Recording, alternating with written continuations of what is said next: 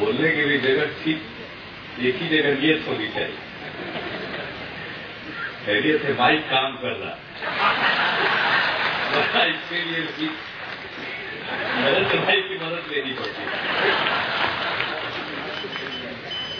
वैसे मुझको पूरी उम्मीद है बहुत दिन गुजरात के दायरे में सिमट कर नरेंद्र भाई नहीं रहेंगे, देश को इनकी सेवाएं मिलेंगी। इस अवसर पर उपस्थित गुजरात के लोकप्रिय मुख्यमंत्री, माननीय मुख्यमंत्री श्री नरेंद्र भाई मोदी जी, भूतपूर्व मुख्यमंत्री माननीय सुरेश भाई मेहता जी, गुजरात विधानसभा के भूतपूर्व अध्यक्ष श्री धीरू भाई शाह जी, संसद में हमारे साथी माननीय सांसद श्री पीएस गढ़वी जी, मैं भी अपनी तरफ से उनको जन्मदिन पर मुबारकबाद पेश करता हूं। यहां के माननीय विधायक श्री गोपाल धुआ जी, श्री गौतम भाई अडानी जी, रेलवे बोर्ड के अध्यक्ष श्री आर.के. सिंह, गुजरात सरकार के port secretary Shri Nigam, Adani group के सीईओ श्री संजय गुप्ता, अडानी एक्सपोर्ट्स के मैनेजिंग डायरेक्टर श्री राजेश अडानी और वेस्टर्न रेलवे और नॉर्थ वेस्टर्न रेलवे के general manager Shri Agrawal, Adani port परिवार के सभी सदस्यगण, इस समारोह में उपस्थित सभी विशिष्ट अतिथिगण, प्रेस और मीडिया के प्रतिनिधिगण, टीवी और सज्जनों, मैं सबसे पहले गौतम भाई अडानी जी को धन्यवाद देना चाहता हूं कि उन्होंने इस अवसर पर मुझे आमंत्रित किया और आज दो चीजों का लोकार्पण इस पोर्ट के जरिए किया जा रहा है, कंटेनर टर्मिनल का और जो रेल लाइन इन्होंने बनाई है उसका, मुंद्रा से आदिपुर तक।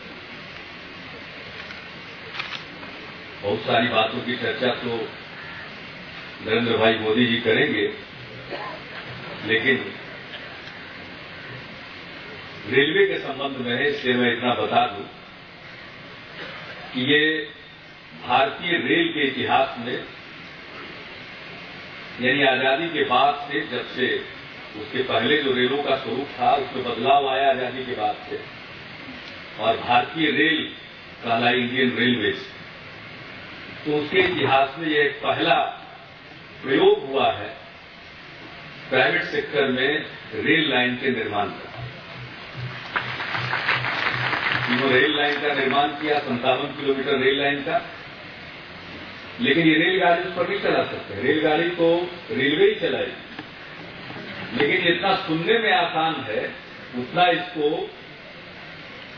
व्यावहारिक स्वरूप लेने में उतनी ही कठिनाई।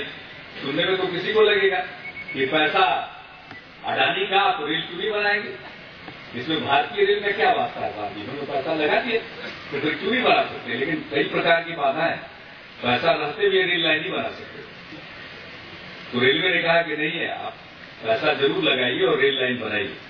अब रेल लाइन बन जाए तो उसका क्या काम, ये तो कोई सड़क है नहीं कि कोई ना कोई अपनी गाड़ी चला देगा, और गाड़ी न हो तो बैलगाड़ी भी चल जाए, लेकिन ये तो रेल लाइन, इस पर चलेगी तो रेलगाड़ी भी चलेगी, और चलाने के लिए भी रेलगाड़ी होनी चाहिए, और वो सिर्फ भारतीय रेल के पास।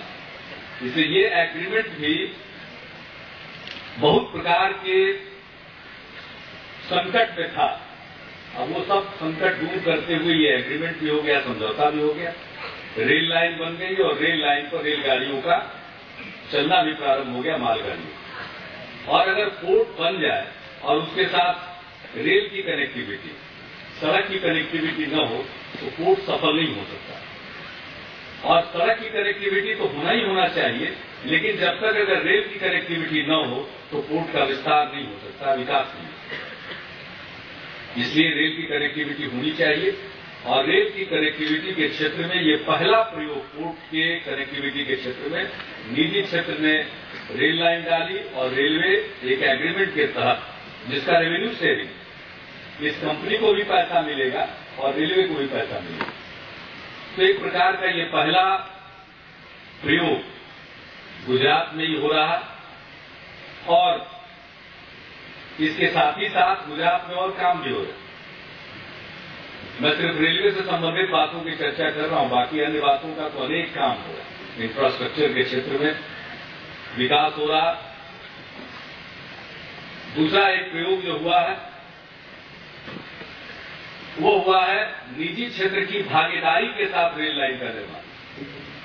ये निजी क्षेत्र ने लाइन का निर्माण किया, अदानी पोर्ट ने, और निजी क्षेत्र के साथ भागीदारी के साथ रेलवे ने रेल लाइन का निर्माण किया है। वो पिपावा पोर्ट, वो अभी हो गया। बहुत लोगों को लग रहा था पता नहीं रेल लाइन बनेगी नहीं बनेगी, वो अभी रेल लाइन बन गई। और इस साल उस पर आप सबकी मौजूदगी में आदरणीय आडवाणी जी ने उस पर मालगाड़ी को हरी झंडी भी दिखाई। और उसके साथ साथ अभी तीसरा भी काम हो रहा है पोर्ट कनेक्टिविटी के क्षेत्र में, जिसकी चर्चा आपने की, गांधी धाम पालनपुर। उस प्रोजेक्ट में भी रेलवे के साथ गुजरात सरकार, कांडला पोर्ट ट्रस्ट और अडानी पोर्ट, ये सब तीनों मिलकर के, ये चारों मिलकर के उस रेल लाइन का निर्माण करेंगे। उसके लिए अलग से स्पेशल पर्पस व्हीकल का निर्माण किया जा रहा है, उसके लिए बातचीत चल रही है। एमओयू का ड्राफ्ट तैयार है, हम लोगों की तरफ से भेजा गया है,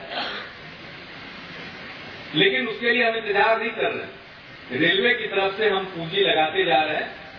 उसका हमने शिलान्यास भी प्रधानमंत्री जी के कर कमलों से कराया, क्योंकि राष्ट्रीय रेल विकास योजना का अंग है। राष्ट्रीय रेल विकास योजना के अंतर्गत 3 तरह के काम हम करने जा रहे हैं। उसमें एक है पोर्ट कनेक्टिविटी का काम।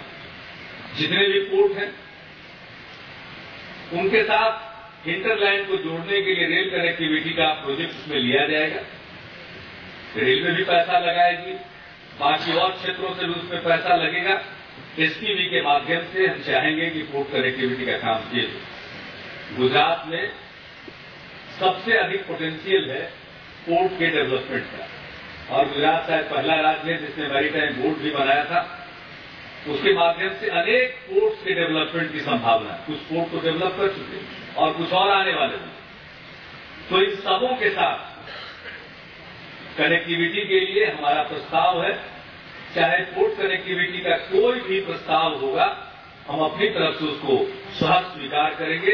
इतना हम गुजरात सरकार को और खास करके माननीय मुख्यमंत्री जी को हम आश्वस्त करना चाहते हैं। गुजरात तरक्की कर रहा है, ये कोई मामूली बात नहीं है।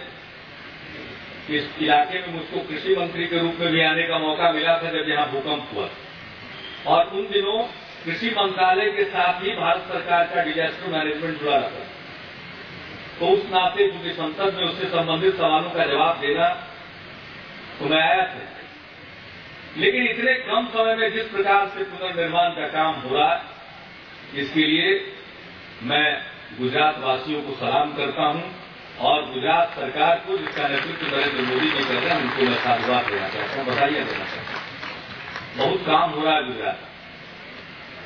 अब गुजरात की बाहर एक अलग छवि, खास करके नरेंद्र भाई मोदी जी की एक अलग छवि प्रचारित की जाती है, लेकिन मैं नहीं जानता उनसे इनका कोई नुकसान नहीं होता है इसलिए। लेकिन गुजरात की छवि को एक बिगाड़ने की कोशिश होती है, वो एक अलग प्रश्न है। लेकिन जो कुछ भी गुजरात में हो रहा है उसका उतना प्रचार नहीं होता है जितना प्रचार होना चाहिए। अब दूसरे लोगों को ये दिखाई पड़ रहा है कि गुजरात में रिकंस्ट्रक्शन का काम, पुनर्निर्माण का काम इतनी तेजी से चल रहा है, लेकिन हम सब लोगों को दिखना चाहिए, देशवासियों को भी दिखना चाहिए। अब जो कुछ भी हुआ वह तो एक दाग है, बदनुमा धब्बा, लेकिन हम अगर उसी को याद करते रहें और बाकी चीजों को भूल जाए तो यह भी ठीक नहीं। जो काम हो रहा, बड़े पैमाने पर यहाँ इंफ्रास्ट्रक्चर के डेवलपमेंट का काम हो रहा, सारी चीजों के डेवलपमेंट का काम हो रहा है। इसके लिए मैं गुजरात सरकार को बधाई देना चाहता हूं और गुजरात के लोगों में दम, कच्छ के लोगों में खास करके दम, और देश को इस पूरे कच्छ के इलाके पर नाज है। मैं अपनी तरफ से इतना ही आपको आश्वस्त करना चाहता हूं कि रेलवे से इस विकास में, आपकी विकास यात्रा में जो भी सहयोग की आवश्यकता होगी, हम पीछे नहीं रहेंगे। कोई भी पोर्ट कनेक्टिविटी का प्रस्ताव आएगा उसको हम स्वतः स्वीकार करेंगे। और अनेक काम हुए हैं, उसकी चर्चा करने की यहां आवश्यकता नहीं, उसका वक्त भी नहीं है। आप और हम सब माननीय नरेंद्र मोदी जी को सुनना चाहते हैं,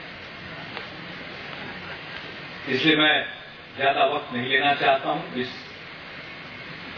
ये विश्वास दिलाते हुए मैं अपनी बात समाप्त करूंगा और खास करके इस अवसर पर मैं गौतम भाई अडानी जी को और उनके समस्त पोर्ट परिवार को मैं आज के अवसर पर पूरी शुभकामना अपनी तरफ से देता हूं।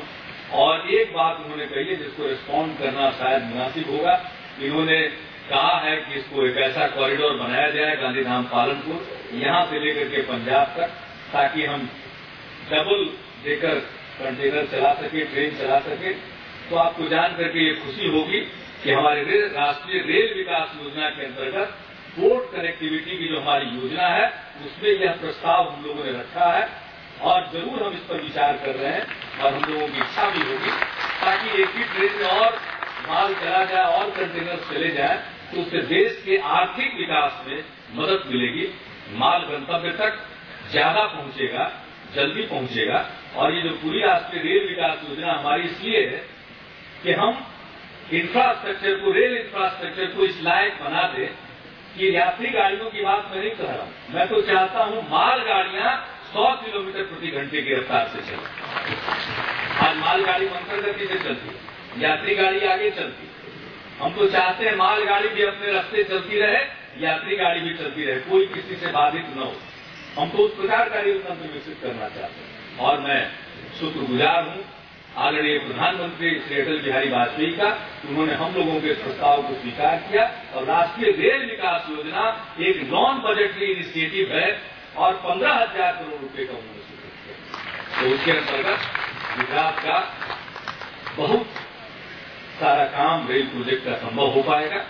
इन्हीं शब्दों के साथ मैं एक बार पुनः आप सबको धन्यवाद देता हूं और गौतम भाई अडानी जी को विशेष तौर पर मैं इस अवसर पर अपनी शुभकामना देता हूं।